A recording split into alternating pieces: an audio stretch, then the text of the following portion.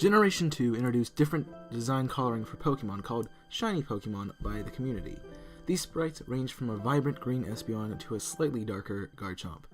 While this gimmick in the game has no technical better value than regular colorings, it has implemented one of the most inclusive and thrill-seeking aspects of the beloved Pokemon franchise: shiny hunting.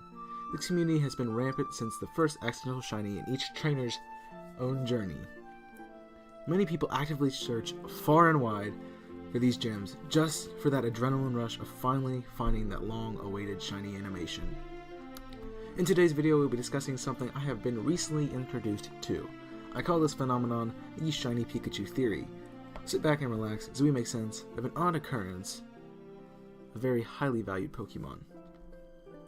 If you've been around the channel, you might have seen the Diamond and Pearl Soul Link I am currently doing with More 2v5. In the most recent episode, I came across some strange dialogue which intrigued me to make a video about it. But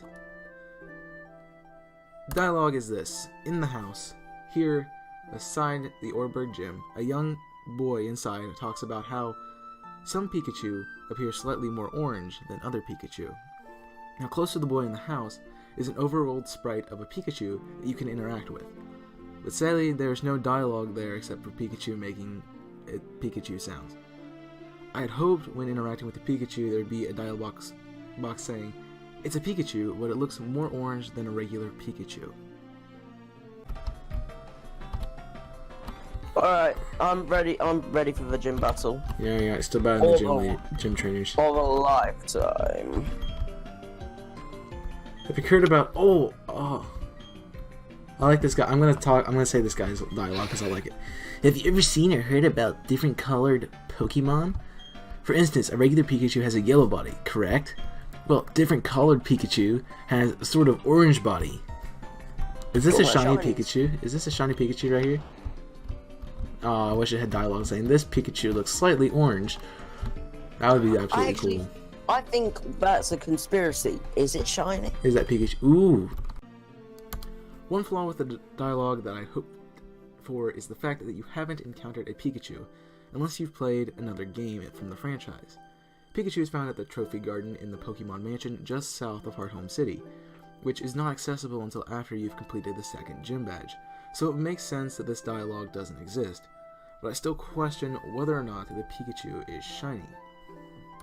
I speculate that this Pikachu could actually be shiny, but Game Freak decided not to highlight it since Pikachu wouldn't have been encountered yet, so they let this ambiguous overworld Pikachu that we can only assume is a regular Pikachu since nothing labels it as a shiny, except the implications from the boy in the same house.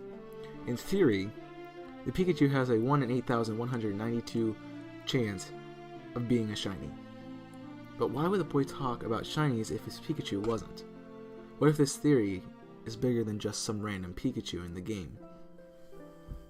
Until Generation 4, shiny Pokemon were completely random, except for the shiny Gyarados at the Lake of Rage in Gold and Silver and Crystal. The only way to improve the 1 in 8,192 odds were to breed a shiny of a different gender, making the odds 1 in 64, which is actually pretty sweet if you caught the Lake of Rage Gyarados and wanted a shiny Charmander, Ekans, Horsey, Magikarp, or Dratini, or something in those evolutionary lines. Generation 4 introduced the first ways to increase the odds without having a shiny: Masuda method. Ah yes, what is a shiny video without discussing the breakthrough for shiny hunters? This method requires trainers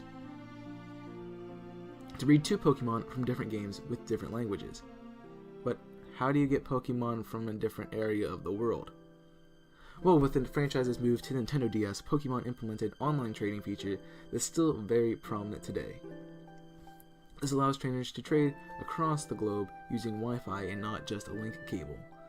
Using Masuda method makes the shiny odds about 5 in 8,192, or just about 1 in 1,685. If you've caught on, you realized all of these new features came in the game that has specific shiny dialogue. I could not find any other games that mentioned shiny Pokemon before Diamond, Pearl, and Platinum, so if you have information on that, please leave it in the comment section below. But maybe this kid was really onto something. Maybe this Pikachu was just put in the house because it is the Pokemon the boy talks about. Maybe this Pikachu wasn't actually supposed to be shiny, But maybe this boy actually dreams of finding a shiny Pikachu in his future adventures. We may have just found the first shiny hunter in the Pokemon games. The specific trainer class Shiny Hunter doesn't exist, since the term shiny was generally adopted by the Pokemon community due to the way the alternate colored Pokemon sparkle when you encounter them. But regardless of that, we have the birth of shiny hunting in this random NPC that you could just skip over. Why is this important? Well, I'm glad you asked. This boy had the insight to the existence of shiny Pokemon. Many games gave trainers Pokemon a 1 in 8,192 chance to be shiny, but many of these Pokemon weren't intended to actually be shiny. Instead, this boy gave the birth to the inventive shiny hunting trainers who played Diamond and Pearl and actually had spoken to him.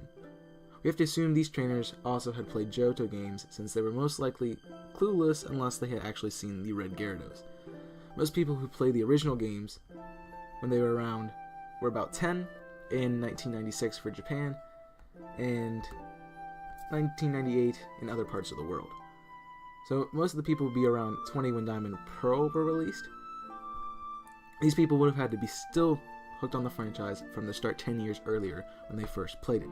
I know this is unlikely for most people, since I was born around the time of the first games and lost interest for some time around the Generation 4 releases.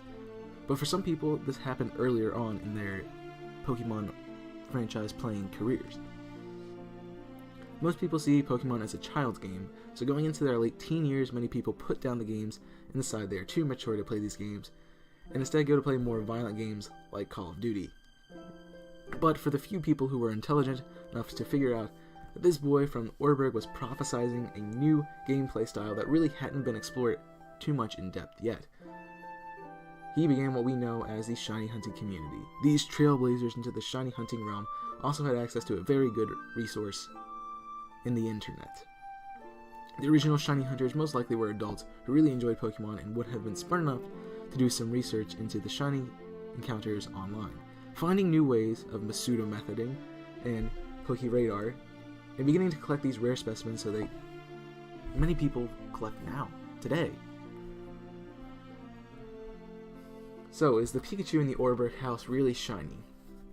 Well, I haven't covered one important piece of information yet that button mashers everywhere are unaware of. The opening of Diamond and Pearl has you watching a clip of a television broadcast of a hunt for a rare red Gyarados. I hit that speed up button so fast. Used him a mum. Okay, so the boy wasn't the first shiny hunter, but a news team was. Regardless, they do not find the shiny Gyarados.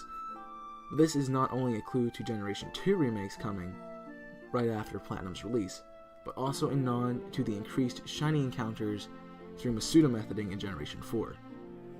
Game Freak was really trying to emphasize that people should be looking for these Pokemon. Now we can finally answer the question of the shiny Pikachu.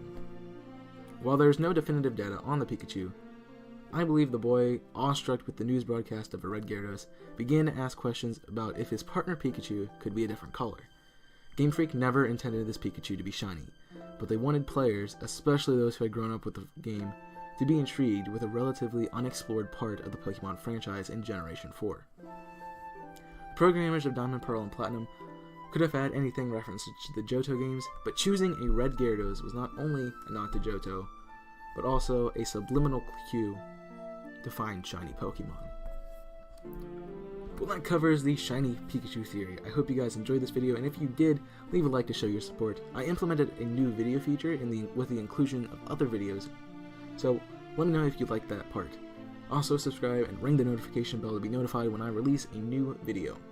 If you come across any information regarding this theory, feel free to contact me in the comments section below, and if I have enough information, I will do a follow-up video to this one that includes the information you guys have shared with me. Recently, we have added a sponsor in Cinch Gaming to the channel. They sell awesome textures on gaming equipment, gaming supplies, and even an energy drink mix. They have really interesting designs so you can play in style. There's a link in the description to their website, and make sure you use code CHAOSMAY to get 5% off on your purchases. Using these controllers will make winning a cinch. Thank you all for the support of the channel, and thanks for watching this video. But that's all I have for now, so until next time, I'm CHAOSMAY006, signing off. Burn it up.